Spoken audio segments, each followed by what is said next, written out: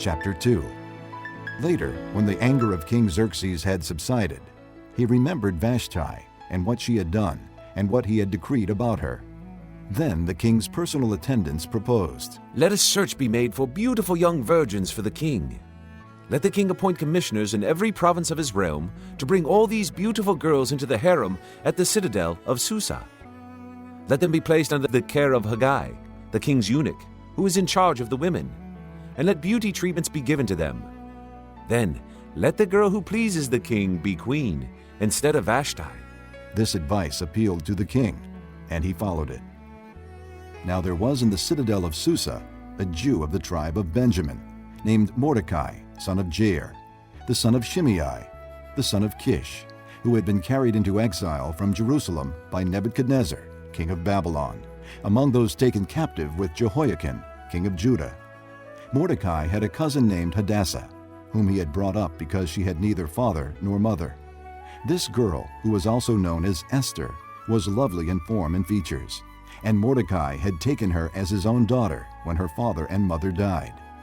When the king's order and edict had been proclaimed, many girls were brought to the citadel of Susa and put under the care of Haggai. Esther also was taken to the king's palace and entrusted to Haggai, who had charge of the harem.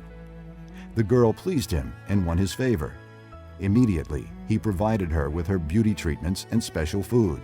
He assigned to her 7 maids selected from the king's palace and moved her and her maids into the best place in the harem.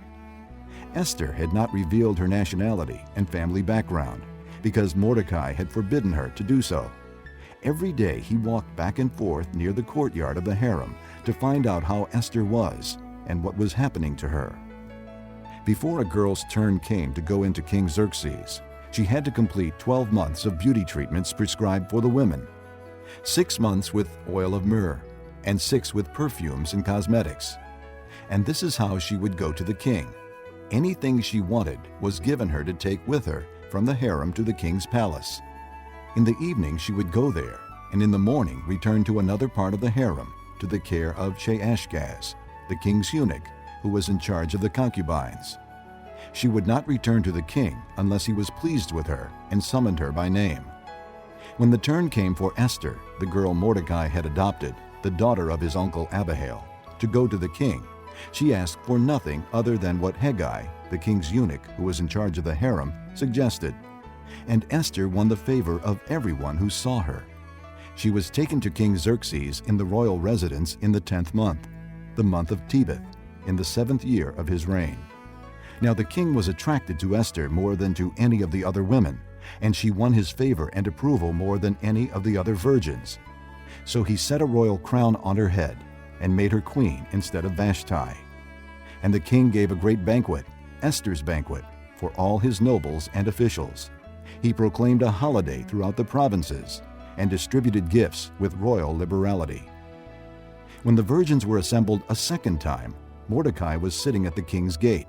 But Esther had kept secret her family background and nationality, just as Mordecai had told her to do, for she continued to follow Mordecai's instructions as she had done when he was bringing her up. During the time Mordecai was sitting at the king's gate, Bigthana and Teresh, 2 of the king's officers who guarded the doorway, became angry and conspired to assassinate King Xerxes. But Mordecai found out about the plot and told Queen Esther, who in turn reported it to the king, giving credit to Mordecai. And when the report was investigated and found to be true, the 2 officials were hanged on a gallows. All this was recorded in the book of the annals in the presence of the king.